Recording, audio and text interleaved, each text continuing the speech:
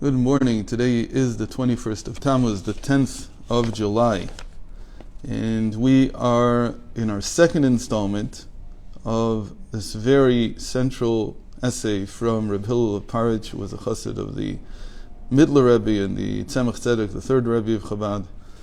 And in a way he summarized all of the teachings of Chabad and applied a little bit of his own teachings to this very important topic of what is the exile and why it's not what we think it is. And this is a very pertinent topic for the 3 weeks that we're in now. We're now in the, which day? The 5th day of the 3 weeks. 5th day. So the 21 days. What? The 22 days altogether. It's 22 days altogether. I count like Bishama. I don't know what that means, but the 22 days altogether. A bit more left.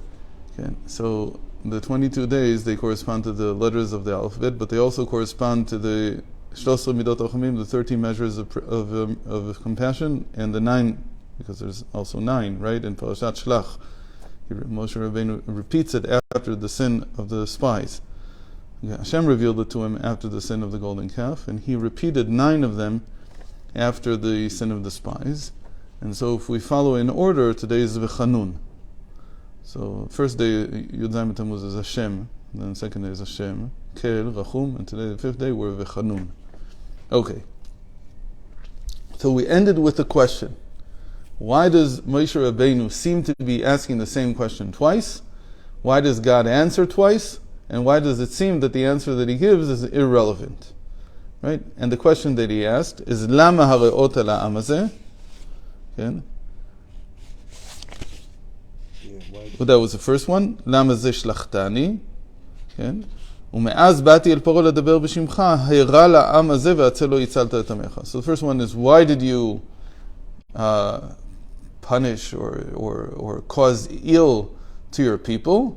And the second one is, since I've come, it's become worse. And that's and what we're learning is we're taking, as it says in Isaiah and many other places, that the model of all redemptions is the model of Yetzias Mitzrayim, of the Exodus from Egypt. So from there we need to see, to gather the understanding, to understand our own times. Okay. ואם כן, למה צריך שתי תשובות על השאלה הזאת? I'm at the end of the second paragraph. גם התשובות בעצמם אינם מובנים. The answers themselves seem irrelevant. במה מתורת השאלה? למה כעת בהתערבות הגאולה נעשה הגלות בתוקף יותר? Why is it that now, if that's what we think the question is, we think it's really just one question right now. Why has it become worse since I've come to save the people, says Moses. אחיני איתה במדרש. But in the Medrash it says like this. מובא גם ברש"י מעין זה. It says Rashi is mostly based on the Medrash. Almost all of Rashi is based on the Medrash. He didn't invent the Pshat. He understood the Pshat from the sages. It doesn't mean that he's writing a drush. He's not writing homiletics. He's writing literal understanding. But he's taking it from the Medrash. על פסוק וידבר אלוקים שהוא מידת הדין. ואחר כך אני הוויה שהוא מידת הרחמים. So now, what's he telling to us? That the answer, how does it start? וידבר אלוקים אל משה. Where does it say this? At the beginning of Exodus 6, verse 2, it says וידבר, you have this, right? You still have this? Maybe you don't have it? So we're here. So it's Exodus 6, 2. When God answers him, he says two things. ויאמר הוויה אל משה אתה תראה. Havaya, which is the name of compassion, says to Moshe, now you will see what I will do to Pharaoh. He will send him with a mighty hand out of his land, and so on. And then he says, Vaydaber Elokim el Moshe, Vayomer elav ani Havaya. And then this verse, which is very hard to understand, it's all about God's names. It's very simple, right? It's not like some complex Kabbalistic formula. It just says, Havaya spoke, God spoke to Moses and said to him, I am Havaya. What's going on? Why is God here is Elokim? The Elokim is the name of the judgment. So the name of the judgment replies to Moses, and he says to him, I am the measure of compassion. וזה איתה במדרש רבה שאמר משה לפני הקדוש ברוך הוא נטלתי ספר בראשית. Now listen to this. This is an amazing, amazing medrash. This is a medrash that shows to us how the sages analyze these interactions between these prophecies, which are very interesting. It says, Moses said to God, I took the book of Bereshis, the book of Genesis. They had the book of Genesis back then. They just didn't have the authorized version. They had the stories of the patriarchs. They had a tradition about what Adam and Eve were like. They had a tradition about what Noach was like. They had all this. V'nistakalti bo, umidat adin hayta. It says, I read the book of Genesis, and there's a lot of judgment there.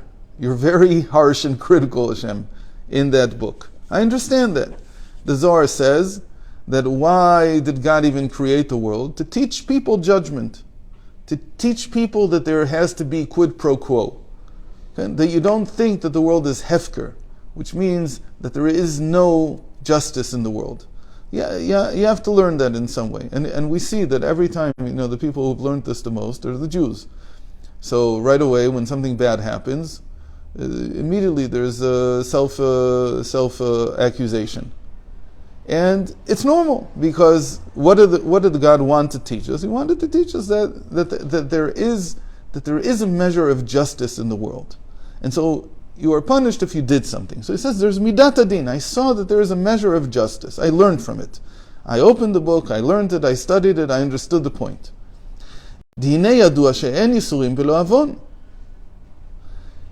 And the principle that they learned, these 2,400 years of generations before me, says Moses, what did they learn? That there is no suffering without sin. There is no such thing. וכל העונשים שבספר בראשית, מאדם הראשון ודור המבול וקין ודור הפלגה וסדום, כולם מצינו חטאם ומצינו עונשם. And that's the lesson, because we look at Adam, we see that he sinned, he received punishment, that he was chased, he was taken out of the Garden of Eden. We look at Cain killed Abel, so he was also sent to wander. To wander there is not exactly the same thing as Adam being sent out. When Adam was sent out, he could no longer count on there being ample food for his survival. He had to now go and do agriculture. When Cain was sent before God to wander, it meant that he no longer remembered, he couldn't speak to God anymore. That's what it means there to wander. He's no longer in touch. So he's become this, call it almost mechanistic thinking and living in the world without any sense of the spirit of the world. Okay? So the descendants of Cain were spiritless. That was their problem. They became technocrats. And that's why Cain's offspring build the first city. Because to build a city is to lose touch with nature, where the spirit is. So they no longer had this knowledge of the spirit in the world. They weren't connected to it anymore. Because that was, as we'll see later, that was the type of connection that God had with the world at that time. Then there was a generation of the disbursement in Babylon, that they built the tower. Their problem was that they wanted to create unity without godliness, meaning they wanted to create a political system that did not need God, like they try to do here in Eretz Yisrael now, and we're seeing where it goes, and it's very, very sad. Kulam and Sodom and Sodom and Gomorrah, we know that they had the corrupt justice system. That also doesn't work. Kulam atzinu chatam atzinu onsham. By all of them, we understand what their sin was, what their mistake was, what their bad behavior was, and we understand that because of that they received their punishment. But he said, Galut Mitzrayim, but this exile in Egypt, shebitchilat Sefer Shmot matzinu onsham velo matzinu chatam. Here we see the suffering, we see the pain, we see the punishment. What's the sin? Who did something wrong? And everybody asks this question. I mean, you have to at some point, hopefully. But you know what? Not everybody asks this question. Even this first question, it took me something like 25 years. When I was 25, I began to ask this question and began looking for a good answer to it. So there's all kinds of... I have to say that until I read this essay, I didn't have a good answer that I could sleep with at night. I had answers, but not anything that was really normal. And you know why? Because there is no answer.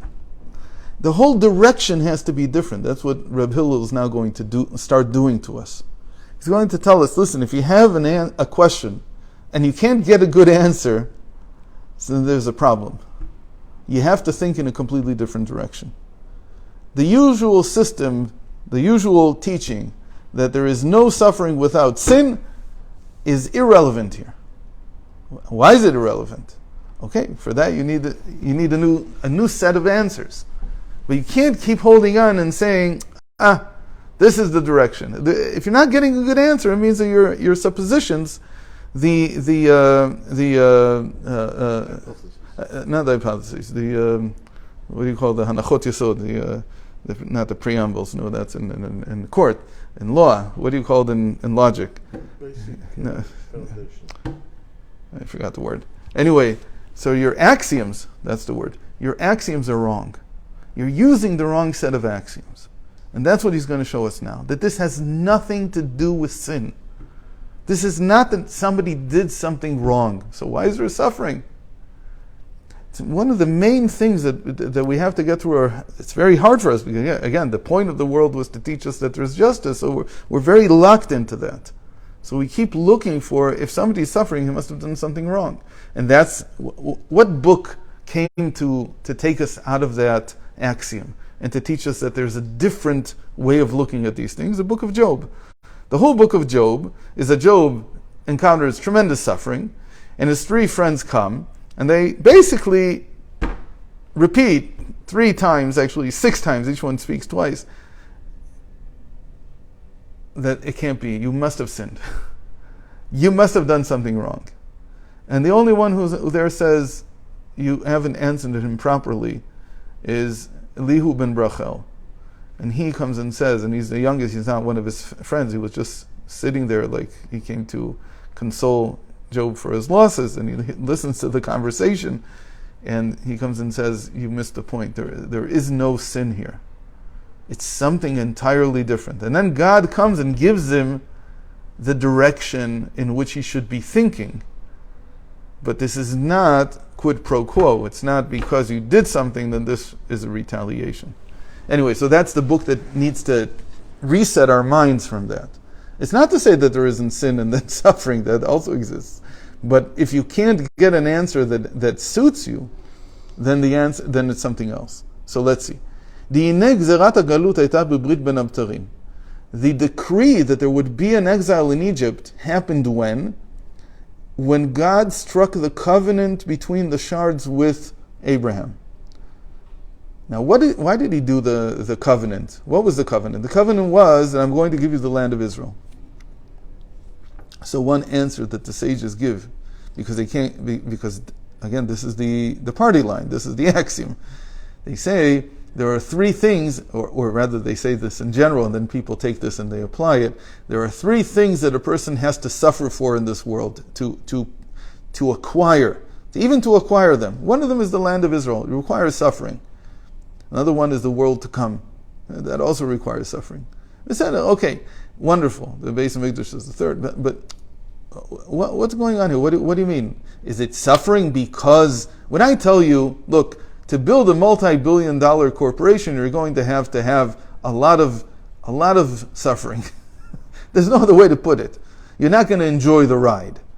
And if you enjoy it, okay, maybe you're very special. But most people don't enjoy the ride. They enjoy the end. And even then, they don't have a lot of nachas. It's very difficult. Anything that's worth doing is difficult. If I would tell it to you like that, then maybe you would accept it. But here he's saying, what was this covenant about? It was ayam mechamat otzem ha'ava ve'yididut. It was because of God's tremendous love and friendship with Abraham, and vice versa, because of Abraham's tremendous love and friendship for God. As we know about the whole idea of a covenant, that it's sealing a friendship between 2 friends who never want their friendship to falter. And how do they do that? By ensuring that even if at some point they are angry at one another, they have a covenant, and you would call it a covenant here in this case between the shards, the way covenants were made.